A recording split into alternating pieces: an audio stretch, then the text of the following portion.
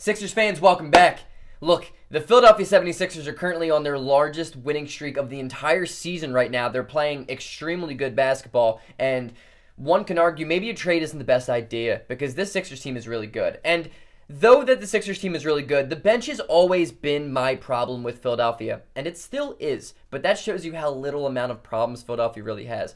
The beginning of the season started, the Sixers bench was unbelievable. It was top 10 in the league, easy, arguably top 5. Shake Milton was killing it. People were hitting their shots. We were getting really great production off the bench. Then we really hit a really bad patch for a little while when the bench was just non-existent. Everyone included. No one was safe, right? And I was very critical of that because I don't like those signs, especially if this team is a contending team that it wants to be, in which I think it is.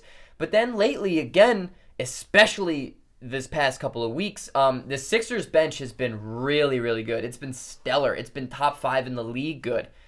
So one can argue that the Sixers bench has been, for the most part, really, really good this year. And it's the first time I think I can say that in a while about a Sixers team because the Sixers have always historically had a bad bench. They've always been top-heavy with talent, especially last year, especially the year before. But does that mean that the Sixers are done? Does that mean that a trade is still possible? I want to argue that maybe a trade isn't the greatest idea right now, right? Maybe there are moves that we can make to improve this bench because I still think there are improvements that need to be made if this Sixers team wants to be a contender. Before jumping in this video, I want to ask you, like the video, subscribe to the channel, join the family, join the community, drop comments, let's talk basketball, but more importantly, let's talk Sixers basketball. Let's talk Jeremy Lin, and let's talk whether or not it's a good idea and it's worth it. Let's get into it.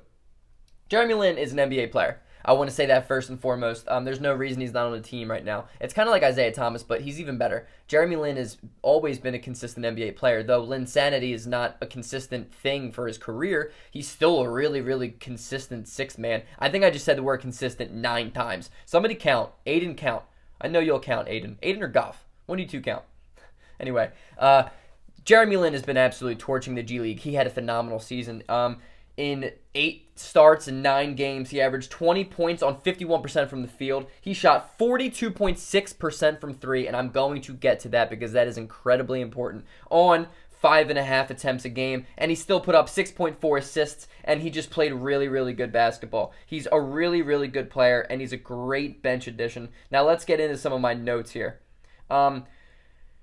I think if all else fails in a trade market and the things are just asking for too much in return, I think Jeremy Lin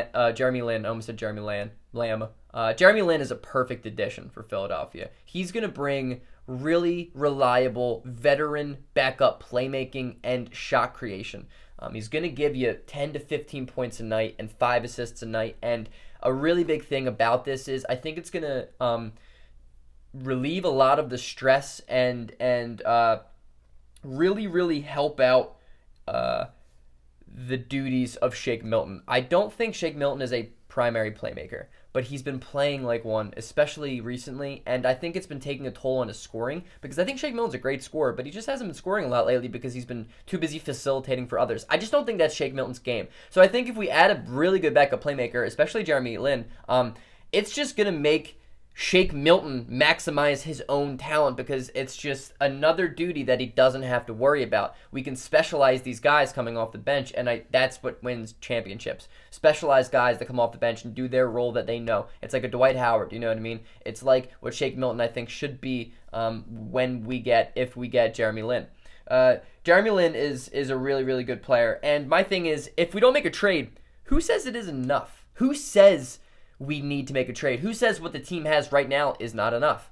The starting 5, I think, is going to be intact, and the more and more the Sixers win, I think the less and less likely they're going to make a big splash, and especially right now, I don't think a deal of Kyle Lowry, Zach LaVine, anything of that stature is going to be happening. I think the biggest move you're going to see the Sixers possibly make is an Evan Fournier type of deal from Orlando or a Terrence Ross deal of Orlando. 2 guys who are still probably going to come off the bench, maybe not Fournier, but and not as much giving up. Because right now, you don't mess with something that's clearly working. And I think the Sixers should really, really be aggressive in the buyout market. Whether that means PJ Tucker is going to be in the buyout market, I think the Sixers could grab him. And who says that if the Sixers go out and get Jeremy Lin and go out and get PJ Tucker and go out and get, a backup shooter, who says that's not enough to make a genuine leap for contention? Philadelphia has been incredible. Philadelphia's the number 1 team in the Eastern Conference, and they're doing it without a fantastic bench. They have a good bench, but it's not fantastic. It's not a really consistent bench. I think if we round out the bench, this team is going to be extremely tough to beat. Tobias Harris last night put on a game, and one thing I noticed was he took advantage of mismatches. He took advantage of who was in the game. He took advantage of openings in the floor, and that's playoff basketball.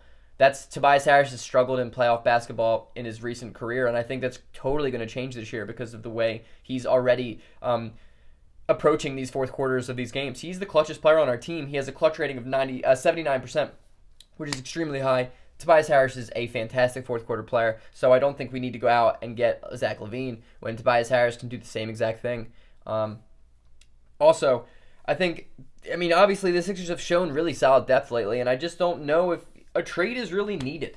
I've been one to say let's go out and make trades, and I think Daryl Morey has always been one to say let's go out and make trades, but I think if we're aggressive in the buyout market, I think that's arguably going to be enough. But we still need to find good pieces. We still need to go out and be aggressive. But rather aggressive in a trade market, let's be aggressive in a buyout market. We keep everyone we have. We keep Tyrese Maxey. We keep Matisse Thybulle. I don't think there's any chance that we trade Matisse Thybulle. Matisse Thybulle has been phenomenal. He's playing the best basketball of his career. Dwight Howard's playing the best basketball of his career. Tony Bradley's playing the best basketball of his career.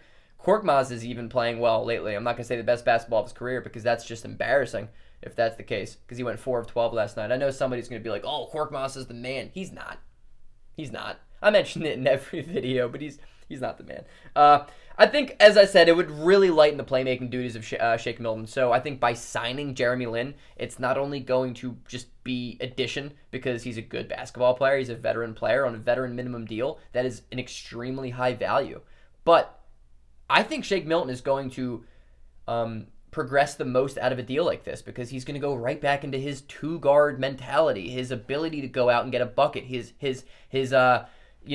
shot creation, his mid-range shot creation that he's so good at, but he's not going to have to worry about passing the basketball because right now he just don't think he can multitask like that. It's tough to go out and get your own shot when you also have to worry about getting everyone else involved because there's not a single other guy on the team outside of Ben Simmons, and he's in the starting 5 that can go out and do that. That's why I think Jeremy Lin would be a perfect pick. But not only that, Jeremy Lin is a guy who shoots the 3 ball at a very, very high level. The guy shot 5.5 threes a night in the G League, and he hit 43%. That is elite. That is extremely elite. I have like a hair. I don't know. I'll get it. It's going to bother me, but whatever. That's elite. And I think if you add Jeremy Lin, and he creates 3-point shots too. One thing that Shake Milton doesn't do is score 3-pointers off of a dribble. Everything he does always is him creating a shot in the mid-range game. Korkmaz is not one who can create a shot at all. Mike Scott is Mike Scott. I'm sorry for even bringing him up, but and if we got PJ Tucker, he's not the same. Obviously he's not a shot creator. But I think Jeremy Lin in a backup 5 in a 6-man, 7th-man type of role would be ideal for the Sixers team. Ideal. We have been needing a playmaker for how long now? He's even a guy you can put alongside Ben. Jeremy Lin can run a pick and roll with Ben, and Ben can run transition and find Jeremy Lin for 3, and it's a reliable shot. I think this is a perfect fit. I think I would love to see Jeremy Lin in a Sixers jersey. I've always liked him. I've always thought he was an underrated player. I think a lot of people give him a lot of shit because of Linsanity, and they just blatantly expected him to do that for the rest of his career. But that's not who he is. But he's a great player. He is a fantastic, fantastic player. And at a value of a veteran minimum deal, I think this is a no-brain deal. And I want the Sixers to go out and get Jeremy Lin. Let's go beat the Bucks tonight. Peace out. Go Sixers.